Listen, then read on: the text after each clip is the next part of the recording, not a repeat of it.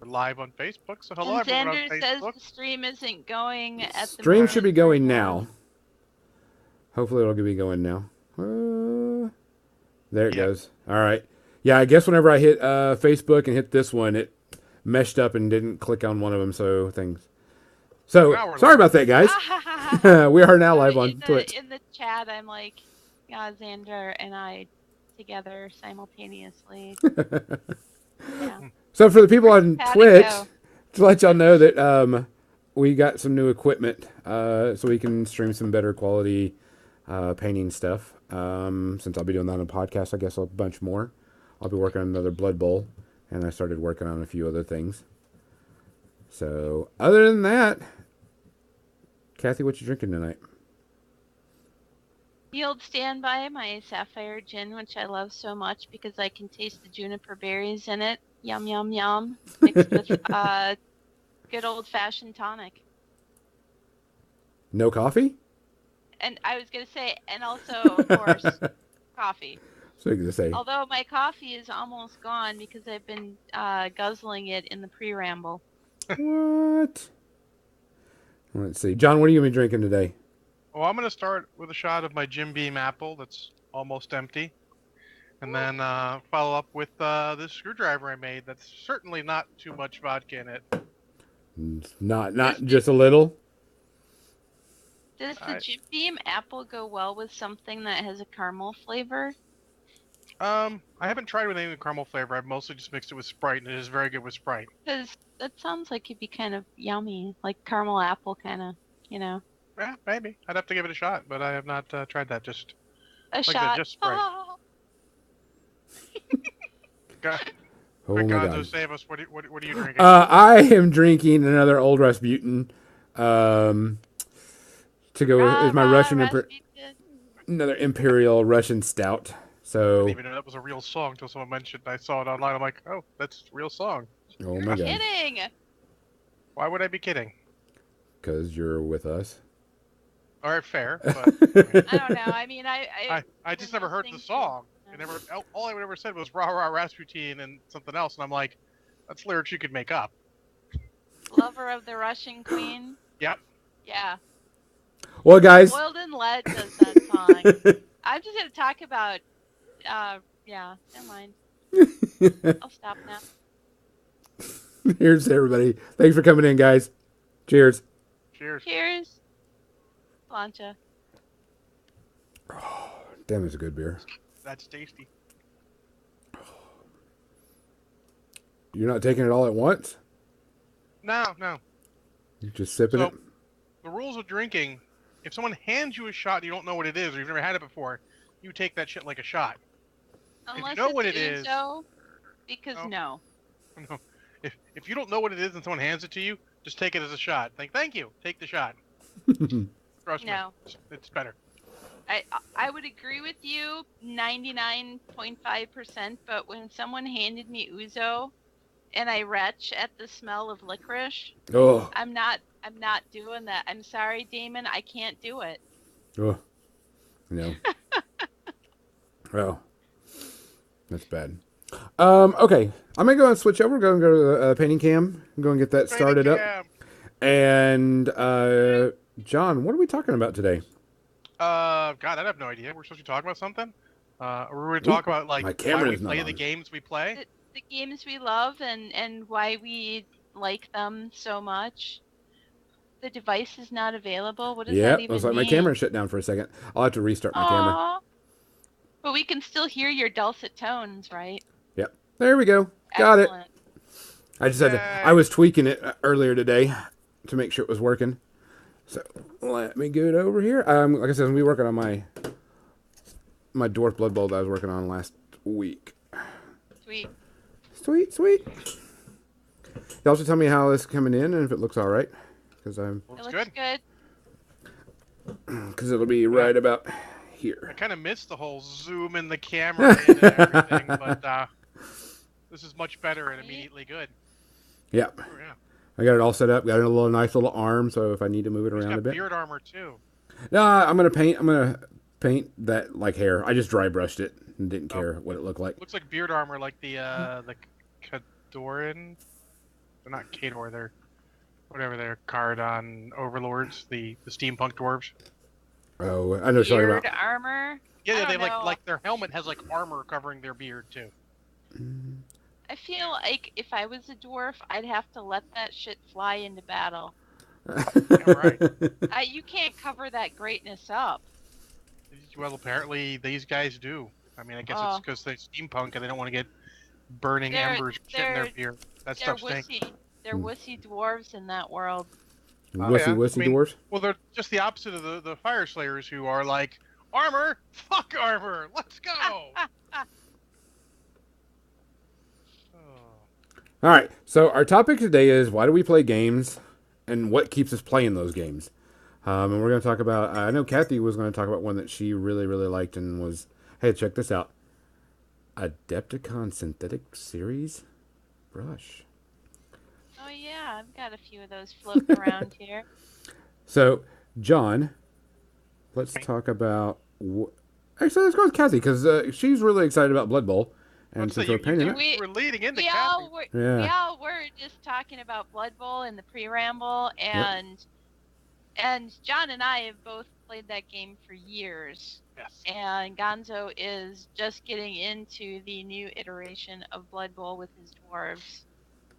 And when I started, well, so the whole reason I even started to play Blood Bowl, and this may be the reason why I play any game, is I like to be social, and I find games to be a good vehicle for, meeting people and being social.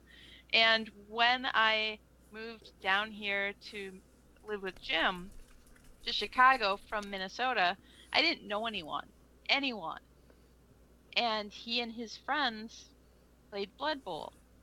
And I had, with my friends up in Minnesota years earlier, played Warhammer Fantasy Roleplay. Mhm. And my brother and some of our friends also played 40K and fantasy like in the early 90s. So I was kind of familiar with that. Like I had made up a chaos army like in like 1990 for Warhammer, and then I realized that you need models to go with it, so I never played because With you. yeah, With I you. did not have models, and neither did I have an income with which to buy them.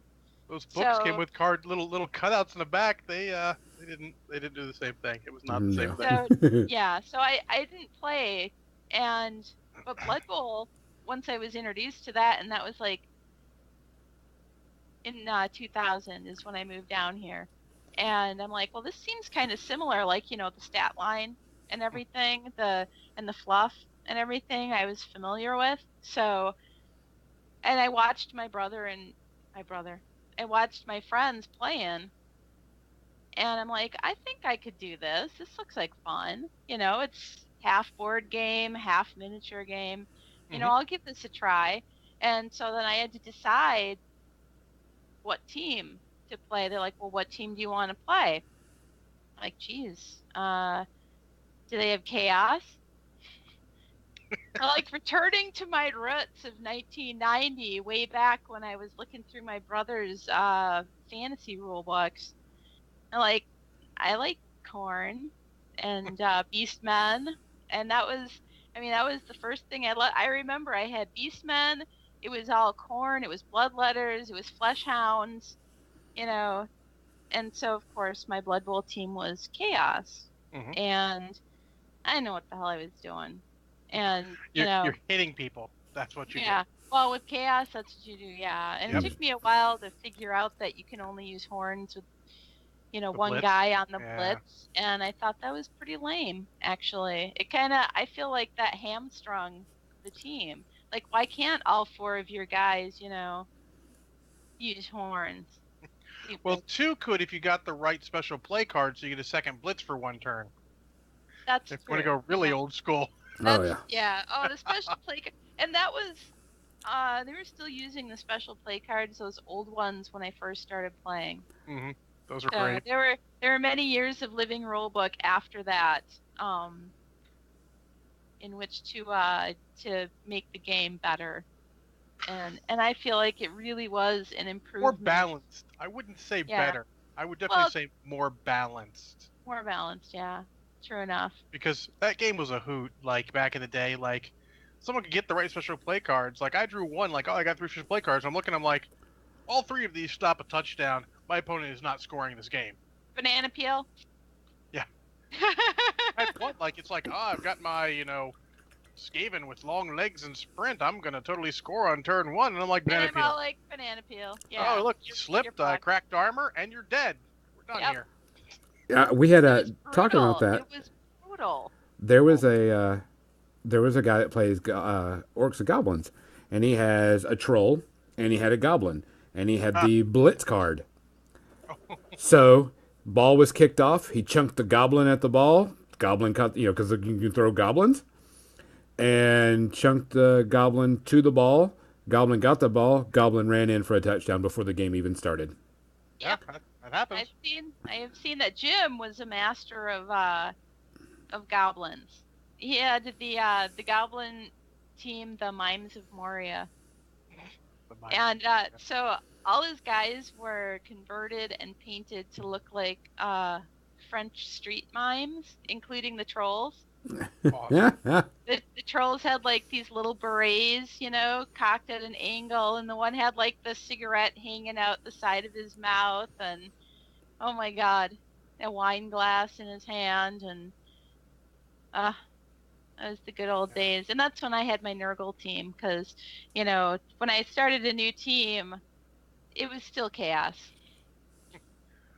I actually started. So when I started playing with 2 other guys who were running all the teams through a sort of NFL style schedule.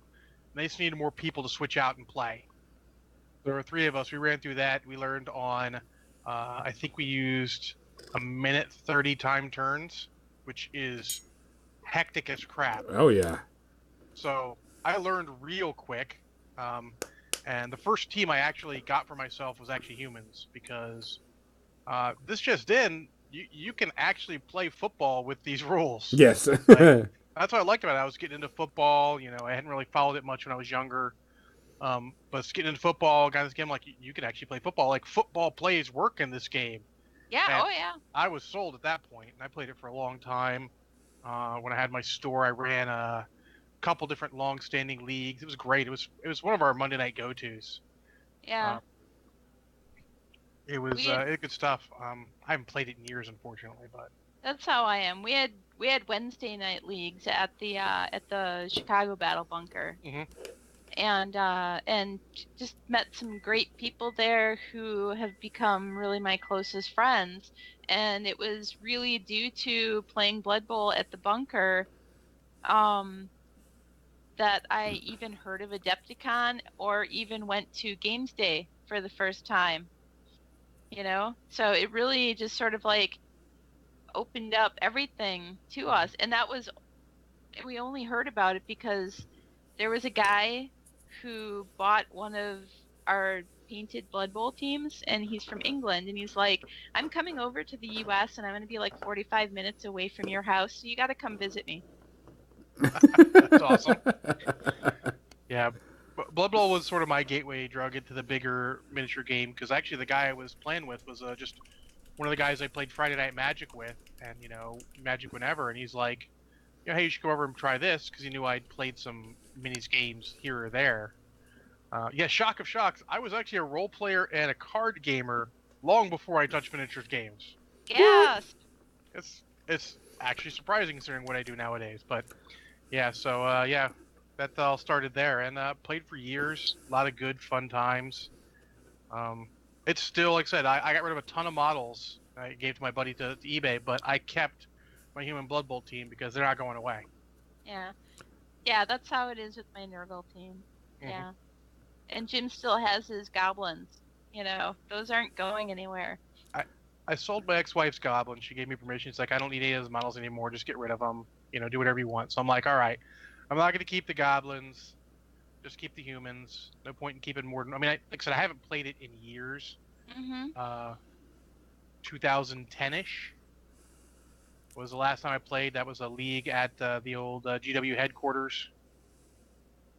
We didn't even get to finish that season. Unfortunately, we were stuck like in the semifinals. We had like a semifinal game to go, then the finals. We just didn't get a chance to finish it off. But that was a hell of a league because I was so upset in the quarterfinals when I was playing the Amazons, and they scored a fucking touchdown on me. Doesn't sound like much, but when through the entire league no one had scored a single point against you, you're like, damn it, someone scored a touchdown. This shit's not good. But no, it's a good, fun game. I'm glad they brought it back, even if I haven't had a chance to play it.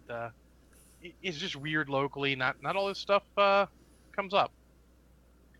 But that's Blood Bowl. Gonzo, you should talk about something. We just rambled about Blood Bowl for quite some time. Well, I was, yeah, okay. Let me. I'm gonna talk about the first big miniature game I played, and that was Warhammer Fantasy. It was rest in peace. Yeah, I had moved down from Texas, and I had sold a bunch of Magic cards to this one game shop, and that's how I made my first 6 months worth of money. Oh, Magic cards. Yeah. Keeping people out of the poorhouse. For a long in time. the early days. Oh, yeah. But I got a computer with my Magic cards. All hail my Black Lotus. I'm going to put a shot up. Warhammer Fantasy. Rest in peace. Yeah. Cheers. Cheers. All right. That's good beer. So, they gave me a certain amount of cash and then a certain amount of trade. Oh, which is even better. So, I bought a Wood Elf army. I've always been someone that likes, Wood Elves and... That was my first fantasy army, too. Yeah, and shooting and... I was like, yeah, this really... Whoops, dropped my miniature. Really... I would have killed you all. It was one of my favorite armies. And so I bought into it, bought a bunch of stuff, started painting and playing, never painted miniatures before, started playing in some local tournaments, and was having a lot of fun. And this is back whenever, if you killed the general, the entire army had to make a route test, and if they failed, they just ran off the board. Probably 4th edition. Yeah. I can't remember what edition it was. But I was playing in a tournament, and it was when Wood Elves got a forest in the middle of the board. And so I was like, okay, cool. I'll put... Yeah. And then I was like, all right, cool. I'll put the Way Watchers or something like that. They were like this... Way Watchers, yeah. Yeah. Really top unit. And I gave the Way Watcher leader... an arrow of slaying or something like that. I can't remember what it was. Oh, I'm with you 100%. And so I got first turn, and I was playing against Bretonians, and his general was sitting out there, no problem. And so I shot his general, killed his general, and his entire army went off the board. And I went, wow, that's kind of sucks. That was the dark days. Balance was not necessarily a thing that existed. Yeah, and I was like, you want to re-rack and just do this again, and I won't shoot your general. If you feel bad, drink more beer, eat more pretzels. It was just, that was my first big step into miniature gaming, and when that happened, I was like, wow, that's kind of a bit broken. Yeah, but back in the day, you didn't worry about it so much because no one had too much of an ego about it. Like you said, just let's re-rack and play again. Cool, let's go. Yeah. Yeah, and I had a conversation with my friend Damon Booker. He's the one doing OzCon that I'm going to. And him and I had a conversation about that recently, about, the competitive nature of games now. Because when I was playing, fantasy and... That's a whole podcast, sir. Yeah. You could do a whole podcast on that. It brought up some old memories with this. And I remember, if I got my butt whooped at a game... But it wasn't about butt whooping. It was about having fun. Yeah, absolutely. Yeah. In fact, we should put a quirk in that and put that as for a future topic because we could talk a lot about that and we should probably do it justice. Yeah. Especially maybe our post-Depticon, we can talk about that after witnessing all those tournaments and stuff. Well, But yeah, yeah, because we can definitely do that because since it's a huge 40K scene, and I know that they're going to be looking at some really, tricky stuff this time. Huge 40K, huge Age of Sigmar. You're gonna have your crazy, as you know, War Machine, people there. but let's be honest, Adepticon is pretty much the standard of gaming of tournaments now. So Yeah. of conventions, it's the gold standard. So, Which I is mean, but impressive for someone who remembers when it came about. It was just a little 40K tournament in Chicago. It You're was, like, it was just like 50 guys playing 40K. hats off to you guys for making it big. But yeah, so Well, fantasy. you're 16 now, so. Yeah. God damn. but I mean, it Still old. it brought up memories about when did, and I'm not just saying this, I'm not going to get too deep into it. When did games become more than that? Yeah. And it's a so big question. it started thinking about all the other games I used to play that, were super fun, but there wasn't a huge competitive nature. When they started giving Battletech. incredible prize support. Yeah. A little bit of that. Like, Let's put a cork in it because Yeah. I could really go on for a Yeah, while yeah, about yeah. this. because So, like Necromunda, that's another game I really, really liked when I was Oh. playing miniatures because it was a campaign. That's what I liked about it. I liked the campaign style games where my army and units Stuff upgrade, gets better, downgrade. Stuff dies. And you're like, Yeah. oh crap, so and so died. That's really disappointing. All your guys had names. If someone Yeah. came in like, I Yeah. haven't named that guy yet. I'm like, why haven't you named that guy yet? The only acceptable reason is because he hasn't done anything spectacular. that was That's like my what he Blood does. Bowl. My Blood Bowl. Everybody on my roster had their name. You know, Oh, yeah. I had all my warriors. I had heads. I had sassy. I had stretch. I had, you know, I You had know, one the guy guys. painted him. So was it one of the guys had Chaos Team and his one of his warriors was painted up like red. He looked like a Campbell's soup can. But he called him the Red Bear, and we called him Campbell's. So when I painted up that same guy, I just called him Lord Soup. Lord Since Soup. this was the same model, everyone got the joke. That's You know, hilarious. stuff like awesome. that. Like, Yeah. All my fantasy was dwarves like that. have. You named your characters. If Yeah. you played fantasy, you named your characters because you had so few of them. Because really, you had like a general and 3 heroes. You could name 4 guys. It's not a big deal. Like We all had, my dwarves have names. Like I got like Stubtoe Johnson or something. Just stupid names that Oh, yeah. I looked up. So I mean, yeah. That's what we came down to. I was like, that was the fun part of it. Was an extension of role playing, and that's the best way to put it. And that's what fantasy was originally. It was an extension of role playing. Like we want to do mass battles for sort of like a role playing thing, and that's what they did. Absolutely, yeah. Fantasy was great, but quickly became sort of the most competitive of the GW games Yeah. because that's just sort of how they did it. Yeah.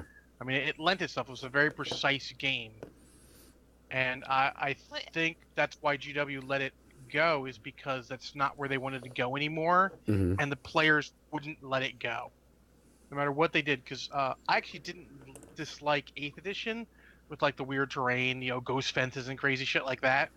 I'm like, that's pretty cool. I never played games that seriously, for the most part, so that's cool. But the players, I was listening to a Warhammer podcast in Australia. I forget the name of it, but they were really cool dudes, and they didn't really like it because it was too random and kind of old school, let's say, and they really wanted very competitive. hmm That's how they were, and I think that's sort of why it died, is because Yeah. it was not what GW wanted the game to be, Well, and sometimes the only way is to just put a bullet in it and start fresh. talking about that, and I know we're not going to talk about competitiveness, but we have a pretty decent size of Kings of War army, Kings of War people, and we have a lot of people that come from out of town to play in it because it's a big size thing. And I was talking to the guy that runs it, our local store owner, and I was like, "How many rounds are you playing?" He says, "Well, there'll be a winner, or there'll be an undefeated after 6, but we're playing 8 because we want to play a bunch of games, and then we'll just take the best standing after 8 games." And I was like, "You know what? That's not a bad idea, because then everybody gets to play a bunch of games against a bunch of different people. You all hang out. You all, just have a good time." But I was like, that's probably about the only way that you could do that was with that game. You couldn't do it with some of the other tournament games because if you were to take War Machine and Horde and say, hey, we're playing 9 rounds no matter what, and we'll just take who has the best score at the end, it'll be, hell would break loose, if you know what I'm saying. Yeah, absolutely. But I mean, he brought back a very valid point about people just wanted to play games and have fun. Yeah. That's what fantasy was back in the day, was playing games and have fun. That's why they had the allies rules. Like, I want to play wood elves, but, there's not enough wood elves. I don't have wood elves, but I have some of these high elves I had bought or gotten out of the box set, so I'm going to throw them in as allies. That's why that stuff existed. And it was cool. No one took it too seriously. It was a good time. So. But, everything evolves. They sort of evolve going with what the people want until a point where you have to, change everything. Yeah, and I think that's the reason what started me playing was the fun, and it was like, oh, this stuff really does stuff that I would have done in a role-playing game. Yeah. Type stuff. It was surprising because I would have figured you started in a skirmish scale game with your role-player guy, because skirmish is sort of the next step from role-playing. Well, that's the whole reason why I wanted to do fantasy back in 1990 and play with my brother and our other friends who we played the Warhammer Fantasy role-playing game with, because that to me was an extension of the role-playing game. And the only reason I didn't actually play is because, again, I had no models and no income, with which to buy them. So back in the day, yes. My I don't know what you're talking about. My allowance cannot cover models. And it was all mail order back then too, That's because you lived near a Games Workshop store. There was two Games Workshop stores in the greater Maryland area back in the day. Yeah, at the time I was living in the suburbs of the Twin Cities. So. Yeah, so not so much. Hey, I need some painting advice real quick, Kathy. Yeah. How do I highlight and darken his beard? I'm doing it with red. You use a lighter color and then you use a darker color? Like what lighter color should I be using? What darker color should I be using?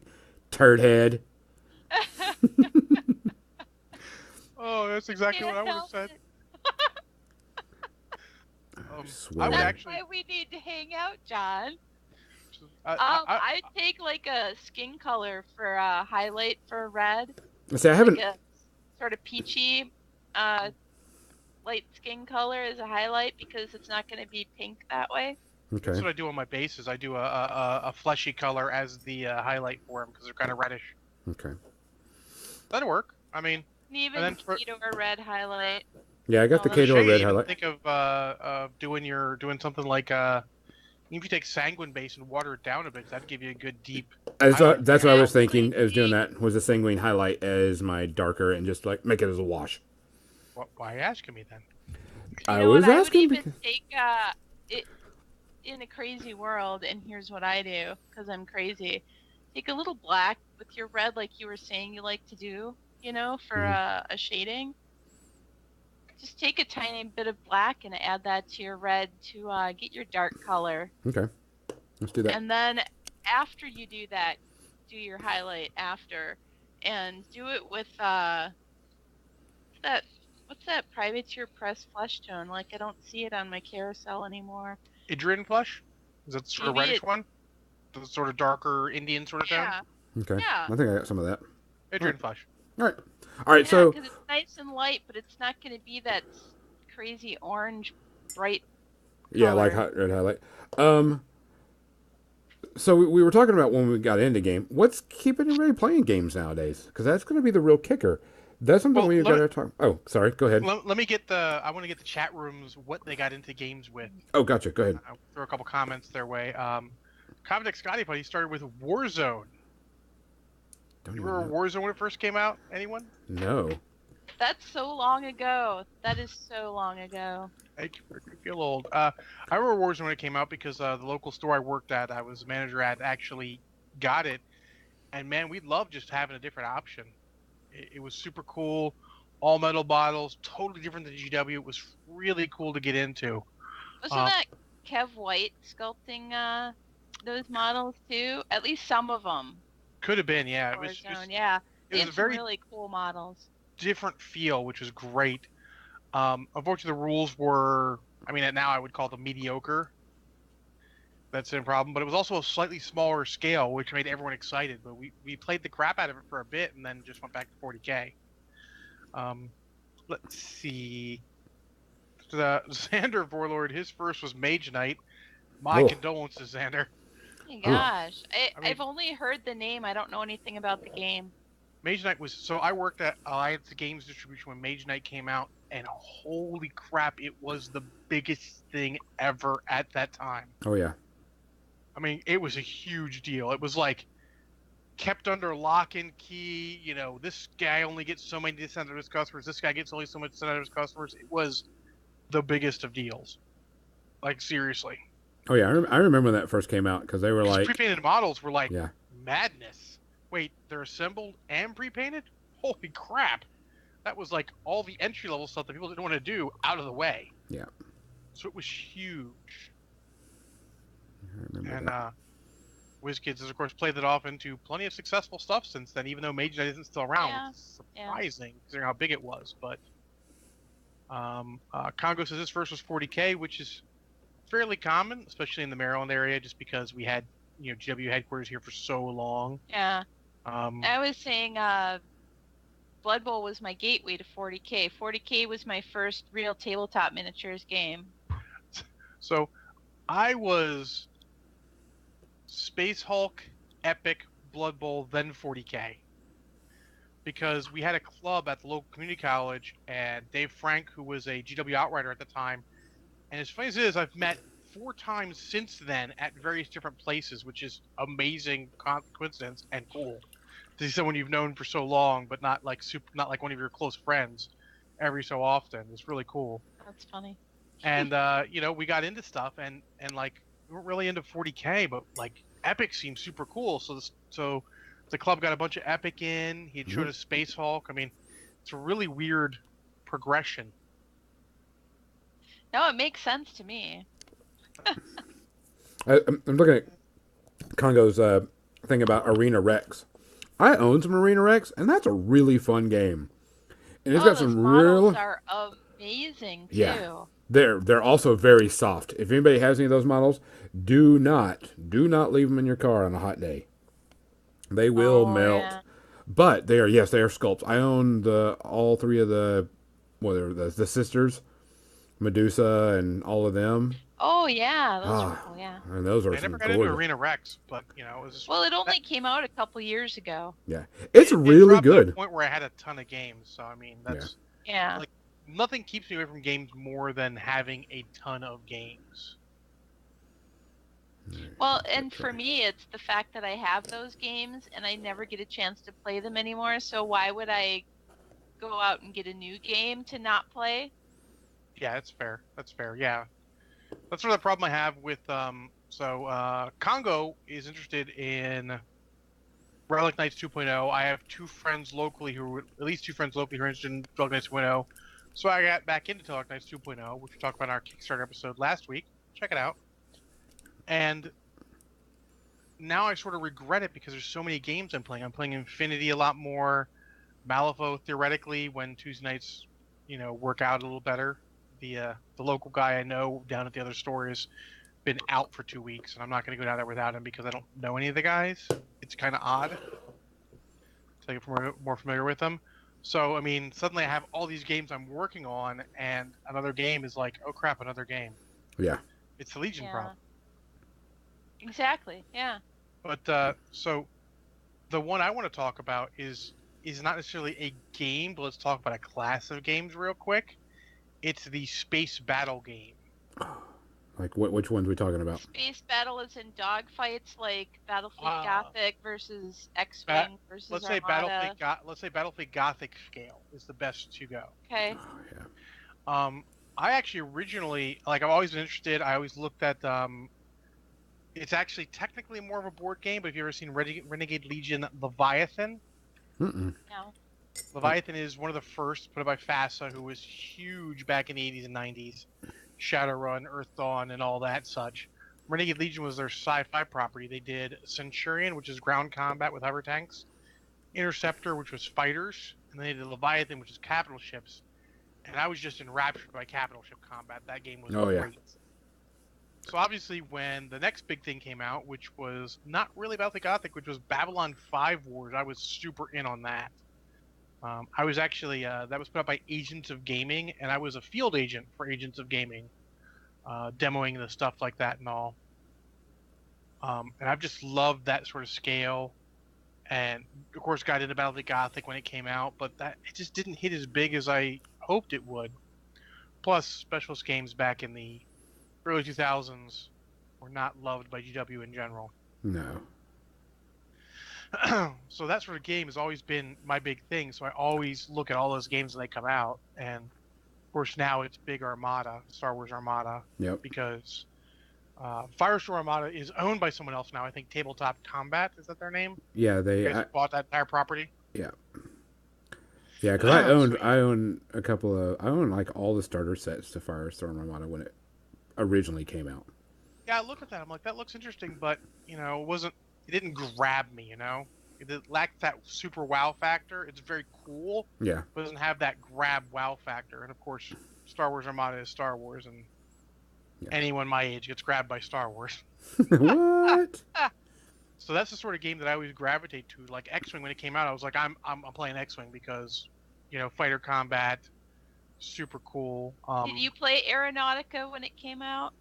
I actually bought Fighters for Aeronautica, but I never bought the book because it sort of dried up locally before I could buy the book.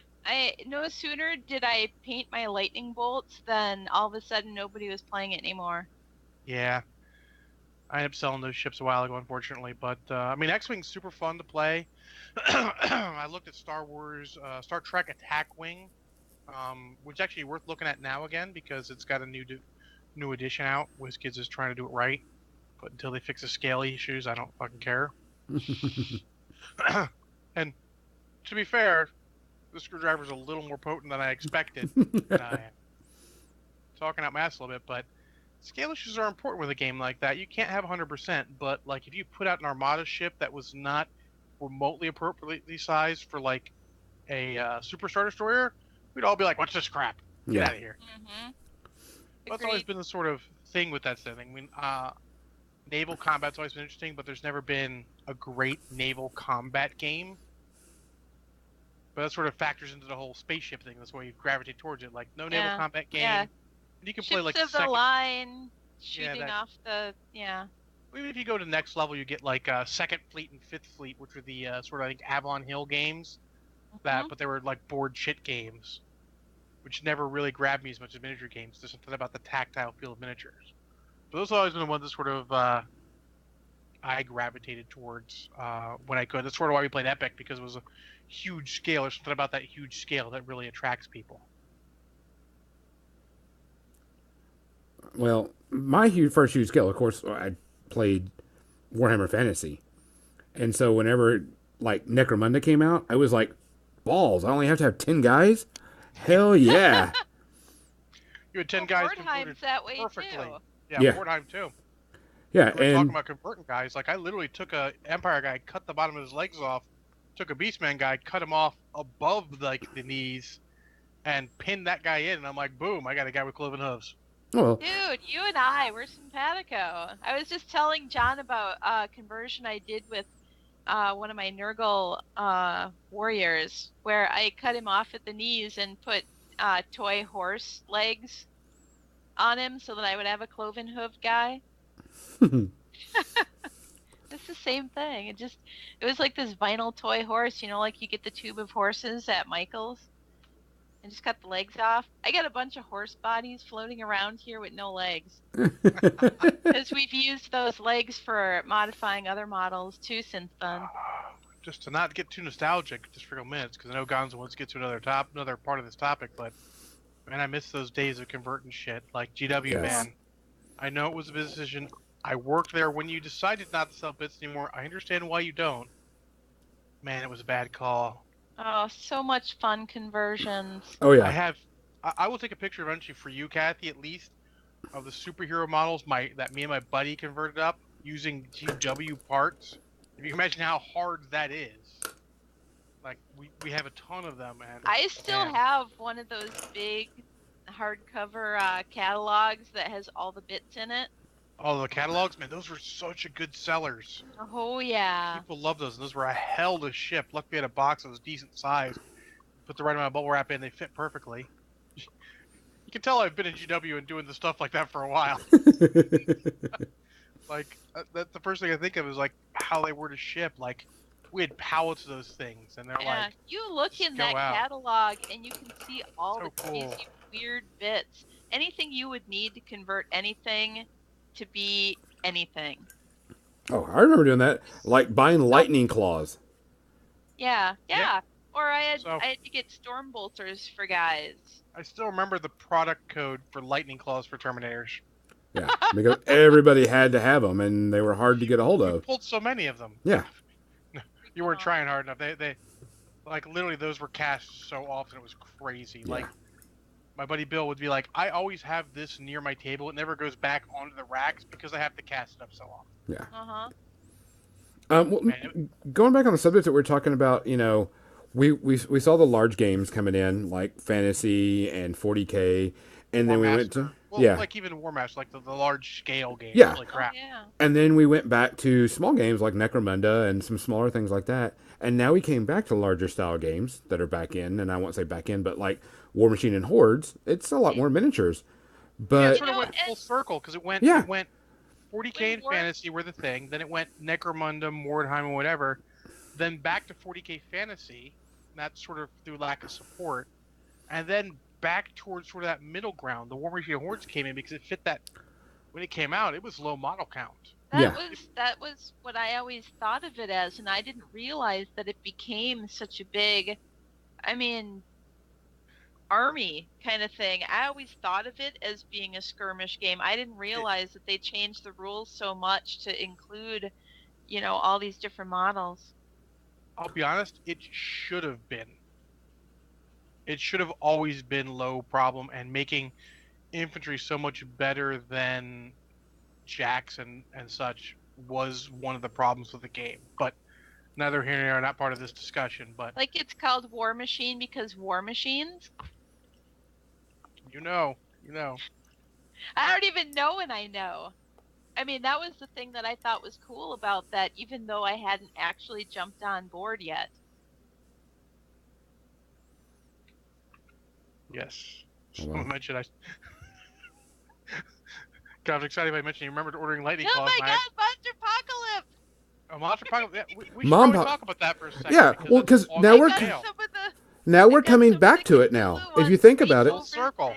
yeah, there. we're coming back to lower model count. We have God Tier coming out, Mompoc, we've got Arena Rex. Look at when Monpoc came out. Monpoc came out pre-painted blind bag, which was the thing because that's how D&D Minis is coming out. Uh-huh. Yeah. That's how HeroClix has been forever. Mm-hmm. Them. But I think Monpot could have gone places a lot better if it wasn't, blind, because people are Ooh. trying to get the things that make it competitive, because they're already trying to be competitive with it, and they Not even can't that. get the right thing. It's get the stuff you want to play. Let's not worry about Yeah. competitive. Yeah, It's if you make it difficult for the person to get the things they want to play, like they I will want to not play Martians and not these stupid robot things that I keep getting. Exactly. Yeah, Yeah, and one thing they definitely did is they made it non-competitive or non-collector this time. It's not a collecting game now. It's yeah. you buy It's whatever. just a miniatures game. You get the miniatures, you put them together, you paint them, and you throw down bashing somebody else's giant kaiju into the city streets of, wherever. I'll be honest, only HeroClix can get away with random blisters because those people have embraced it. They understand it. It's sort of like, I don't want to say they're resigned to it, but they're almost like they're resigned to that's how they're going to play this game. Yeah. So they're okay with it. They don't know any better, so they're okay with how they play their game. I had so much fun with Monster Apocalypse when I would borrow somebody else's, Oh, yeah. who had a complete set of the thing that I wanted to play. So I'm looking forward to being able to get what you want to play. Yeah, that's. And I think that's gonna do well for them. I think so too. And be able to play what you want, because it brings to a different part is we play games. We've all tried lots of games, and luckily we're in the age now of demo games being a thing, because back in the day it wasn't a thing. You played You bought your stuff, you took your chances, and if it didn't work, well, hopefully someone else locally would buy it. Yeah. Yeah. On our actual Facebook post, Conflict Scotty Potty said after playing Age of Sigmar for a bit, he finds War Machine far more fun to play. He never saw it coming, but he's glad to spend the money and time on another game to learn something about myself. For some games, that's sort of a problem, but I mean, that's sort of the thing. You don't really learn until you try a different game style. Yeah. Because Age of Sigmar is super duper beer and pretzels, and if that's not your thing, you may not know it until you play and realize it's not your thing. Yeah, and see now, I won't buy a miniature game until I've actually tried and tested it out and see if I like it. Go watch a couple of battle reports. What is it? Guerrilla Games always does Let's Guerrilla Play. Games, yeah. Ash is a good dude. Ash, every time a new game comes out, I'm like, what has Ash got? And so I can see what he's doing and see if he's already reviewed it. And his are really good and quick and everything. And seeing that, I'm like, okay, because Gaslands, I don't know if y'all saw that one. Have y'all heard about Gaslands? I've heard of it, Gaslands. Gasland is pretty much Car Wars, but you can use any cars you want. Oh, yes, I did hear that. Yeah. I have some friends who are modifying Hot Wheels for Yes, that. everybody's modifying Hot Wheels Yeah. around us. And Oh, that right sounds there like so much fun. is so cool. I'm like, Mhm. that, it brings back that nostalgia. Yeah. Well, and you said the magic words. Wait, I get to modify models, get to make them my own. You know, Yeah. this conversion thing that I like so much. Yeah. Oh, yeah. I remember converting a ton of stuff for 40K in fantasy, and now it's like, no. Well, do you can't remember convert- that Dark Future was a GW game where I think they used sort of normal model size kits and converted the cars into sort of Mad Max cars? Yeah. It never I- really took off. It's like I the have no forgotten memory of that. Yeah, I have no memory of that one. That's like a game I wish was a thing now, because I'd like that sort of model car scale game with weapons and stuff, sort of a Mad Max style. That'd be great. But in the absence of that, Gaslands will do fine. Let's be honest. Oh, yeah. Gasland looks like a lot of fun. I've watched a couple of reports on that, and I'm like, yeah, I could do that because I can go buy 3 or 4 Hot Wheels, mod them up with cannons and stuff, and be all peachy keen. But So how's your dwarf painting going? I got his Looking beard. good. Check out that little bit of a beard. And then everything. I'm going to go and I'm going to start painting the gems. Because I'm going to paint these as red gems. What do you think? Go Hey, as the this? beard looks good. Should I go with this as the start of the gem color? It's the Um, sanguine highlight. I wouldn't do Where red. do you want to do green? Because I'm thinking just Ooh. like John. I'm Green. like do a Emerald. yeah, 'cause it'll or a blue. You know, Di- like sapphire. Let's do Not- green. not- That'll Not be the a red really area. Do a cooler color, contrast. not a warmer color. All right. yeah. I've got these Either 3 green greens. or blue. So let's do Everyone forgets. I actually know And how to the paint. highlight? Just don't paint. Gnarls And the green. highlight. Ooh, No. I like that dark blue green. Yeah, Yeah, use yeah, that as a base that's color. The start is great. Yeah, Yeah. As absolutely. base Gotcha. color, Okay. and then you can Thumbs use up. that lighter green for your highlights if you Yeah, wanted. and I've got 2 different, Or you know, even the use the light neon. blue for your highlight. And I've got, you know, a lighter, because I mean, this green's a little bit darker than that one. Mm-hmm. Try to see if I can see it. Yeah. Okay, I'll start that out. And you know what? I think Privateer Press has got something really going because they've got the Mompoc, but they've also gotten the people that don't like to play the mass battle games with Company of Iron. Yeah, I haven't had a chance to play that yet, but That's been yeah, something that's Xander says go with blue highlights too. Okay. Let me get all this green on here first. And Green first, then blue. green first, then blue. Okay.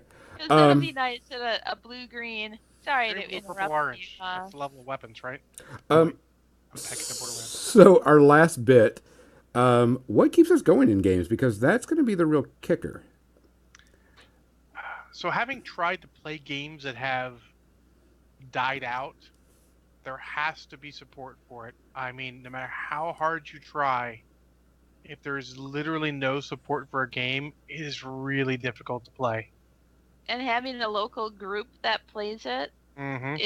is key too, because that's one of the reasons why there are some games that I don't play, and one of the reasons why I'm thinking of getting back into Blood Bowl, because I have friends who, while the bunker closed, there's another game store where they get together on Wednesday nights and play League Blood Bowl.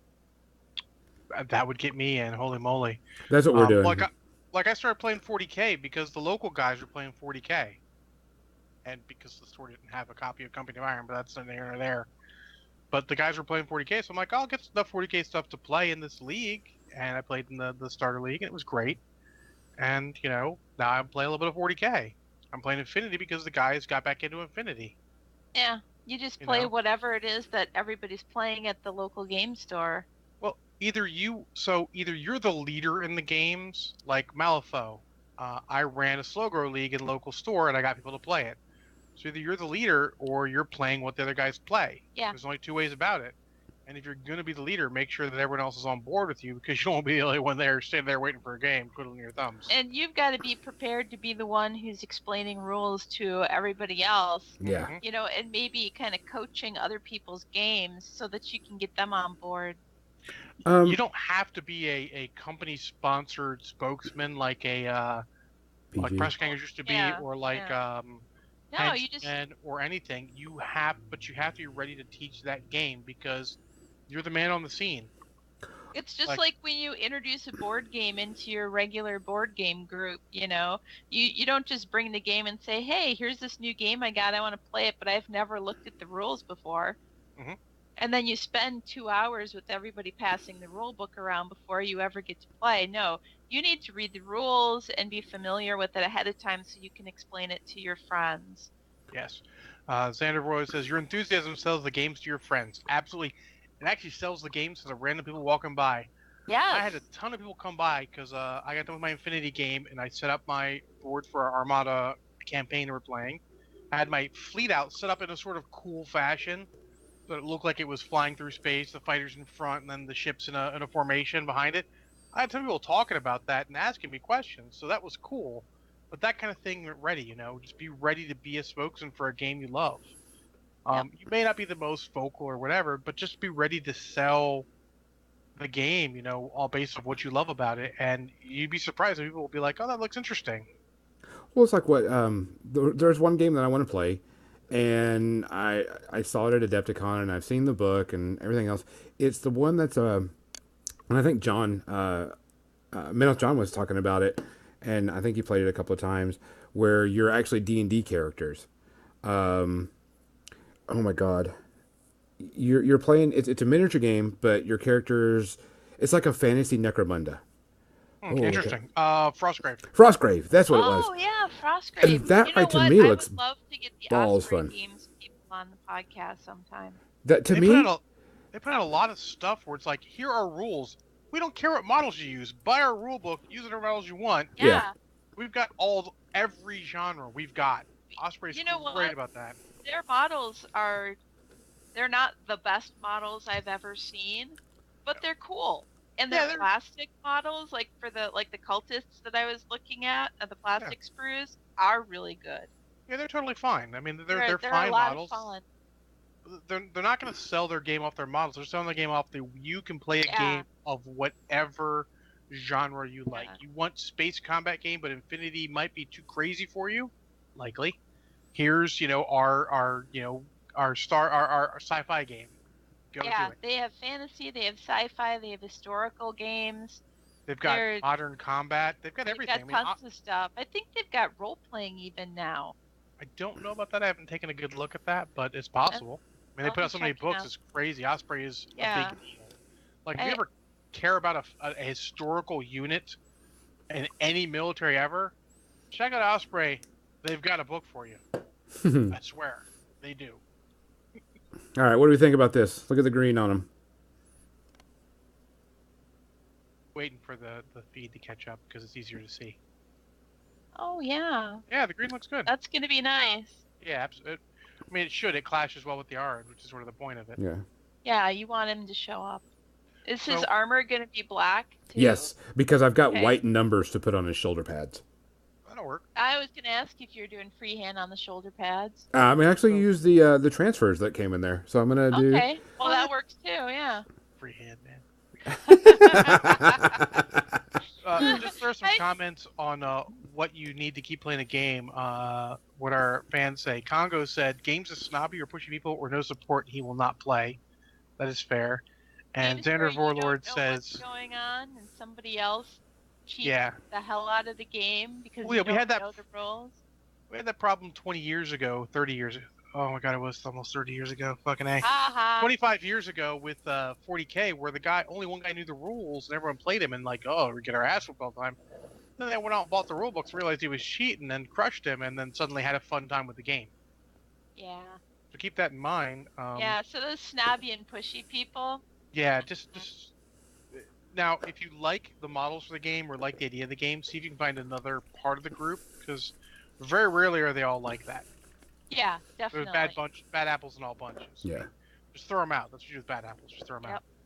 And then Xander Boy said if in the game there's a story, it'll really keep them like absolutely. Yeah. I'll be a little. Oh God. Sorry. Oh dear God, we're all gonna die. But that's sort of where War Machine lost me. And this is gonna sound really horrible. Their stories fell off. Yeah. After a certain point. To a point, I'm like, oh yeah, these are. I mean, yeah, the main characters are in no real danger, but these are at least pretty much interesting. And then sort of the Haley 3 era where they explained their powers of space magic, and it just fell off the cliff. And I'm like, fuck it, I don't even care anymore. Yeah. I'm not gonna bother. Similar thing happened with Wild West Exodus, and I know I mentioned it on a previous episode. Mhm.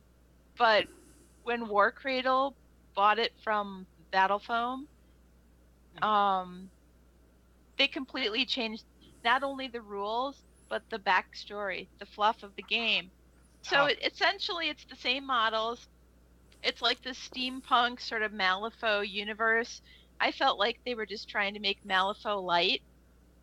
You know, Fair enough. yes, they have cool models, but there isn't anything about the fluff that appeals to us like the original fluff did. That's a mistake. And that's huge. And kind of that's what happened with Age of Sigmar is we were so immersed in the fluff of the fantasy universe, and we had our own stories about our own armies, and our own special characters and stuff. And then all of a sudden, bam! I mean, it was like, yeah, the world ended. I remember the day it happened. It was like when Kennedy got shot. Yeah, like people don't realize like we love our story with stuff, and you fuck with it, and that hurts us. It divides us. That's what happened with Star Wars: Last Jedi. Neither here nor there, but you can't just go and crush the story. Look at what kept BattleTech so popular for so long. The books that went with them tell the coherent story, and they're like, we need to sort of reboot and do BattleTech Dark Ages, and suddenly this shit just went downhill, and everyone's like, I don't care anymore, get away. Yeah. You gotta be careful with that. You gotta have good stories, and so right now, I'm gonna say it's just because they had a week, a focus week on Beasts of War. Infinity just had an focus week for the new book. And they're doing interesting things with their story. They're killing off characters. They don't have a lot of characters to kill off. They're killing off characters, having big shakeups in the universe. They're literally like, yeah, you can't play the Japanese sectoral army anymore. You have to play the Japanese secessionist army because they're seceding from their larger faction. And that's a big deal, but they're doing a good job of having a story go forward and feeling like this world is evolving. This whole universe is evolving. And that'll go a long way. That's what keeps Malifaux popular, is there always stuff going on. Every book, I mean, honestly, the last book was more story than fucking rules. And that's super cool. They've got the role-playing game and everything, which is fantastic, to be able to tie those things together. It almost actually creates more, fluff for the novels and stuff. It really immerses you, just like Warhammer Fantasy role-playing did. Mm-hmm. Like, who didn't love reading the novels of Gotrek and Felix and any of those things? The cheesy-ass Blood Bowl novels that they made.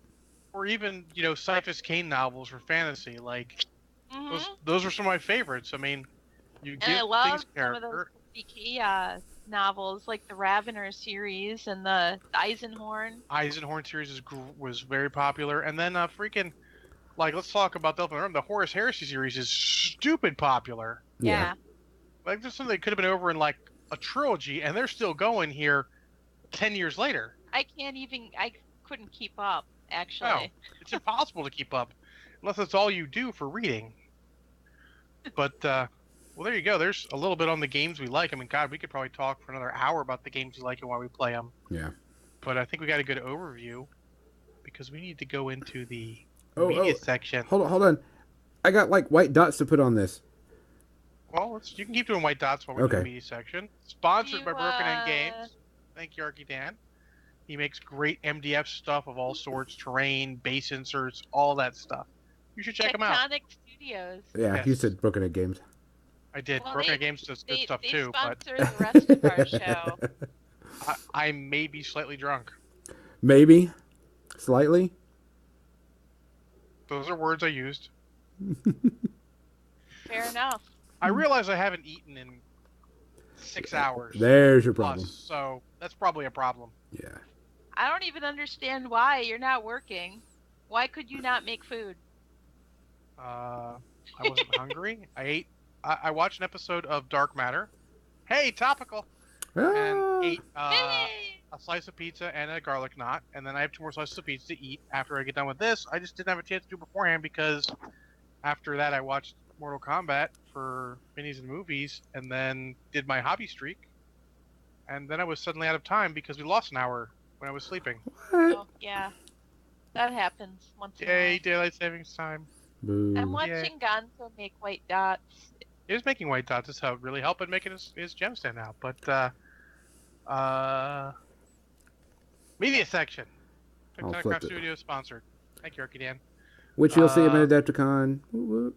Yeah, he's always Uh-huh. he's all over the place. Good lord. Yeah, he does. Kathy, how many things did you see? I saw a bunch of episodes of the Frankenstein Chronicles on Oh. Netflix. You might as well start off, even though you don't have much, because I'm interested in what you have to talk about. Yeah, so much. I so love this show. There are a few episodes where you're like, and then there's these dream sequences which are kind of annoying. That like flashback or dream. You can't tell if it's a flashback or if it's a dream or if he's actually like hallucinating or if he's actually seeing actual real things that are appearing to him. And that's a little annoying, not to be able to tell which thing it is. But it's possible that they explain this later on, so Yeah, but I they don't reserve- explain it at the time. That's sort of a problem. yeah, I reserve judgment. But yeah, there's a few times where that happens where you're like, what the hell is going on? But so Sean Bean stars, and I love Sean Bean. Everyone And loves Sean Bean. Everybody I've does. loved him since Sharp's Rifles. A series where he stays alive. Yes, and so it warmed the cockles of my heart when this character opens up his box of keepsakes from, back when when his wife was still alive, before he became a river detective, a river cop. Because, when the show starts, he's a river cop on the Thames, just keeping the peace, investigating, smuggling and so forth. Mhm. And so he witnesses, he finds this body, there's mysterious circumstances. Sir What's-His-Face says, we want you to investigate this, come to London, you need to work here. So you're not going to be a river cop anymore, you need to work for me. And so he gets all of his stuff together, and he's kind of unpacking his box of keepsakes and setting up his little shrine to his wife and everything. And in the box is this sword and this pistol and this uniform. And it's his uniform, from Sharp's Rifles. And I'm like, oh my God. They love to do it. That's why they did he did the scene in Fellowship of the Ring where he says "still sharp." That was a nod. That was kind of like double nod to Sharp's Rifles. I'm like, Yeah. I love yeah, they do that for him every time. I'm like such a geek for that. It's awesome. That's awesome. So yeah. So that's one that Jim and I both are watching, and we are one or two episodes into the second season now. There's 2 seasons so far.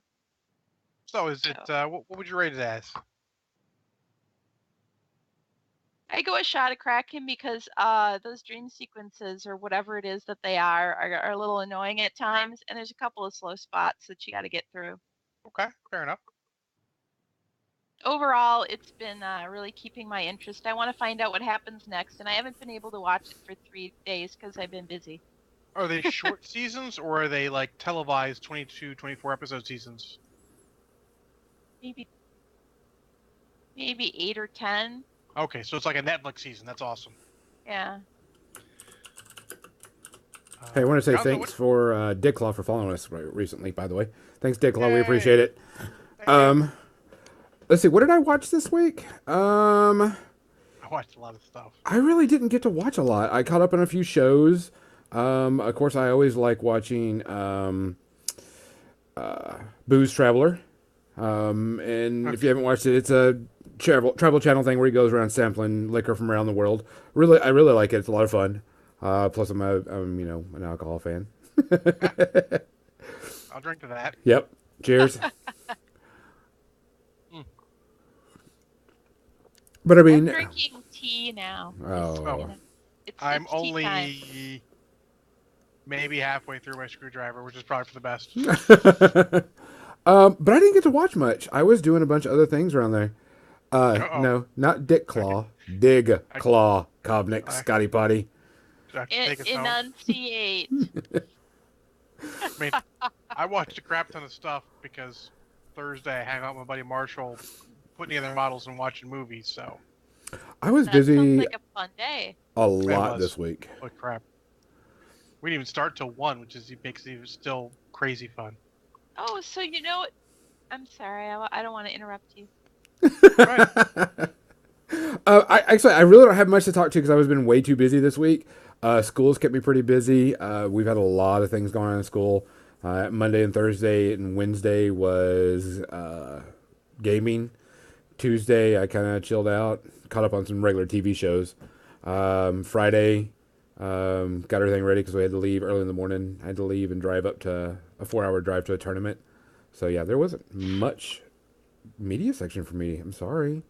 Oh, that's all right. I can take us home.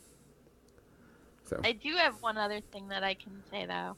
Sure, Kathy. I'll hit it up and then My friend impromptu said, "Hey, let's go. Let's head over to my house and watch some movies." I'm like, "Okay." So last night we go over there. It was like a sleepover, only we didn't actually sleep over because I had a meeting this morning. But anyways, it was 2 meals for Sister Sarah, oh, that's old. an old classic. Yep. Mhm. Clint Eastwood Western with Shirley MacLaine, and I've always liked that one, but this was digitally remastered, and it seemed like I was standing on the grass right where they were, and the sky was just blue, and it looked like my memories of when I used to go to Arizona, and I worked the Ren Fair there. And I was there for 2 months, and it was winter, and the skies are blue, and the desert is blooming because it's starting to rain, Mhm. and I mean everything is, you've got the cacti, the saguaro cacti in particular, because they only grow in that region, and they're in Chihuahua, and I'm familiar with that because the one year we took a road trip to Mazatlan where we drove through Chihuahua to Sinaloa, and so it was cool to see that stuff again, like all these years later after experiencing that stuff. But to pay more attention to what the Spanish resistance was doing against the French was another thing that I never really paid attention to years ago when I watched it. So that was also interesting. And then of course, the Clint Eastwood and Shirley MacLaine are awesome. Fair enough. So it was very fun to revisit that all these years later. I'm done. Cool. Well, to start with, the important one is I started watching Dark Matter on Netflix. I'm currently 9 episodes in, and it still hasn't totally grabbed me, though it is just interesting enough for me to go, like, I'll give it another episode or 2. Mm-hmm. I would say the real problem is that it keeps using the same tropes again and again, and it is really, really trying to tug on that Firefly string. Yes. I'll Like, agree hey, with we're you. like Firefly. Like, lay off it a little bit, guys. And it's, I don't want to say inconsistent, but it is a tiny bit inconsistent. Where they're like, we need to all tell each other all our secrets, and then they all keep secrets from each other. You're like, for fuck's sake, guys, come on. Yeah. So like a soap opera? It is almost soap opera like, mhm. yeah. It's Because low end It- soap opera, not like super crazy dramatic, but it's, Yeah. I mean, it's interesting, but it hasn't grabbed me. that was always the thing with soap operas was if they just communicated more and were honest with each other, they wouldn't have any story.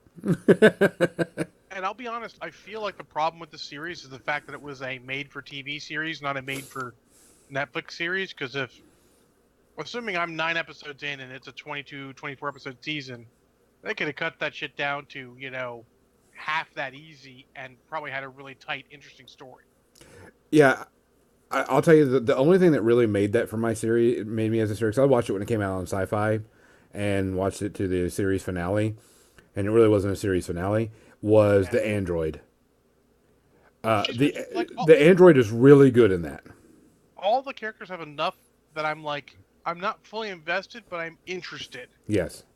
And that might be partially because my roommate pointed out I've watched a shit ton of sci-fi recently, and I may need to look at a different genre for a bit.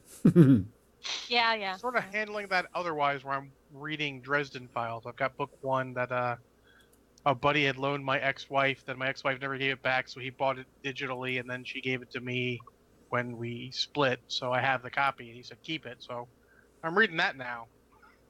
I have the first 3 books on audio CD, so in case you need them. I'm definitely interested, but I'm still gonna give it a chance. I give it right now about 2 shots of Kraken because it hasn't really grabbed me. It's got interesting stuff, but it does use the same trope many times. This is what happened 4 hours earlier or a day earlier. Like, you can't keep using the same. Crap. If you use the same thing every episode, cool, that's your thing. But if you're using it infrequently enough that it's becoming tiresome. And they're using the same things again and again, and I feel like if they could have controlled the number of episodes better, which is a problem with American TV that I won't get into now, that it would have been a much better series to get someone in.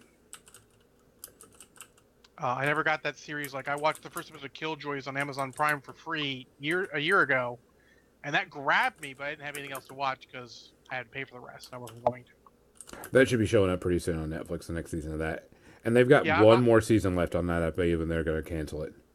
Well, they know they're going to end it. Yeah, I should say end it. So it's going to have a real ending? I think so.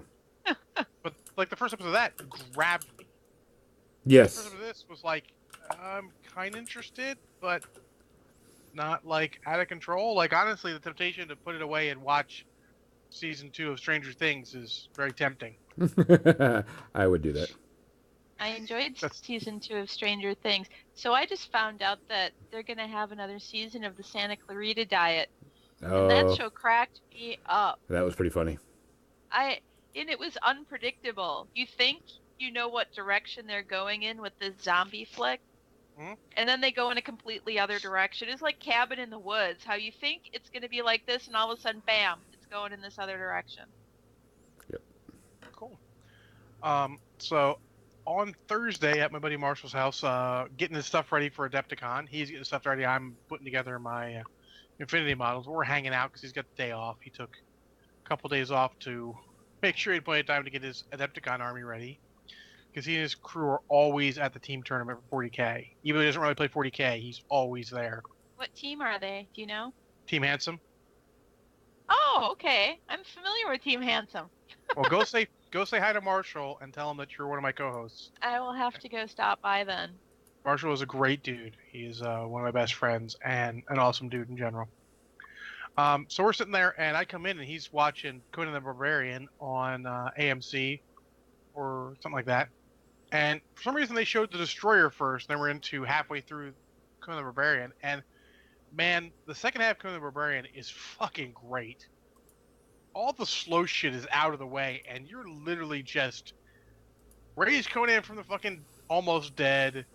Go raid Dulce Doom's castle. Kill all the dudes. Kill things.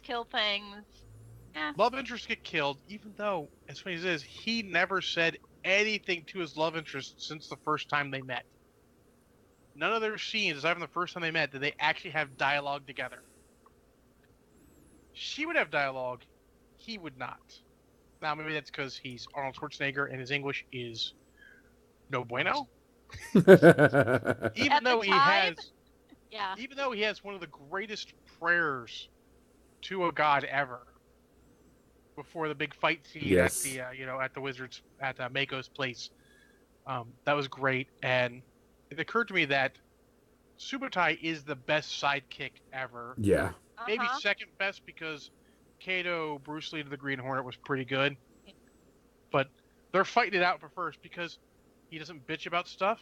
He just backs his play, goes in there, and when Conan's burying the woman he loves, he's like, "I cry for him. He's Conan. He will not cry." So I cried for him. It was a great sidekick. And rumor has it he was supposed to come back with the second movie, but had like some sort of like injury or illness, so he couldn't make it. Which is probably for the best because he wouldn't have fit in Conan the Destroyer well. But I will judge the second half of Conan, 0 shots at Kraken. That shit just flies by and is great. It is the best parts of that movie. The early part is probably the beginning slower, is slow. worst part, which it's set up, but that's always a little worse when you know what's going on, man. And then we followed that up with Mr. Doctor, or Doctor Strange for those of you at home. Mm-hmm. And man, like on the 8th viewing, that movie is still fucking great, funny. No great flaws in that movie. Everything's like a tiny minor flaw. Enjoy the crap out of it. I still give it 1 shot of Kraken because occasionally the humor kind of gets in the way of a poignant moment. Mm-hmm. But man, it's a great movie. Xandervoort asks me about Beastmaster. Like, oh my god, I love Beastmaster. 3 shots of Kraken, but I love it. I haven't seen Beastmaster in a while, but I own it on DVD, so eventually I will watch it, Xandervoort.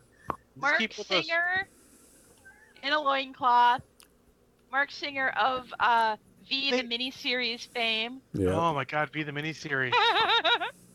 Which had Michael Ironside, which made it great. Yes, Yep. oh my god, I love him.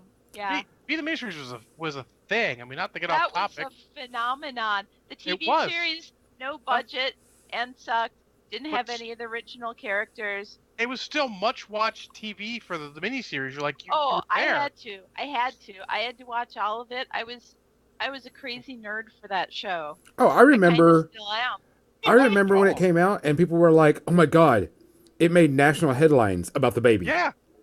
On the school bus? Yeah. Because I was like 10 or 11 when it came out. On the school bus, we're like, oh my god, did you see that last night? Did you see that thing on her neck? Oh my god, she's pregnant. Oh, wait, spoilers. She gets impregnated by an alien. It came out when we were in school. It's not spoiler territory anymore. No, yeah. We've passed the spoiler territory. It's in the Rosebud territory. Like, yeah. People spoil the shit out of that. You confident? Wait, Rosebud? Wait, what? Yeah. It's so the greatest people. This just in. Yeah. So after that, we watched Ant-Man, and man, Ant-Man may be one of the top 5 Marvel movies. Every time I watch it, I reevaluate, and like there's no flaw in that movie. It was a sleeper. It really was a sleeper. Huh? I haven't seen it. Oh my god, you should watch it. It is so good. What's the character? What's the character that describes everything that goes on? Oh, the Hispanic Michael guy. Peña's character. Oh my god, I want so him to good. describe the Civil War. Everyone says like after phase 2 is done, we want him to describe everything that happened. Yes. Well, like, Yes. as in a million times, narrator. Yes, he narrates and describes things so amazingly. So yeah. Yeah, I don't know what I gave it originally. I'm gonna give it 0 shots of Kraken because there's really no great flaw in that movie. It is super fun. It's cool. I enjoy the crap out of it. It was a sleeper because everybody was like, "Oh, it's just Ant-Man," and then you go and watch and you're like, "Wow, that was actually really fun," and fun. it had good lines. Yeah. It had good action. you'd have to literally nitpick this movie to have any problem with it. Yeah. I can't wait to see Ant-Man and Wasp. I'm a little worried about it, but I'm a little worried about a lot of movies that are coming out. Well, yeah. But if it goes anywhere near what Ant-Man did, Oh yeah, if it's 3/4 as good, it'll be fine. yeah. Like Marvel, I don't really worry about Marvel movies. I mean, come on, we talked about before the preamble that Black Panther just crossed $1 billion worldwide, and it is the biggest movie in this year so far. And the only one that has a real chance of killing it is probably Solo War? and Infinity War. Yeah. The only two that have a chance, I think.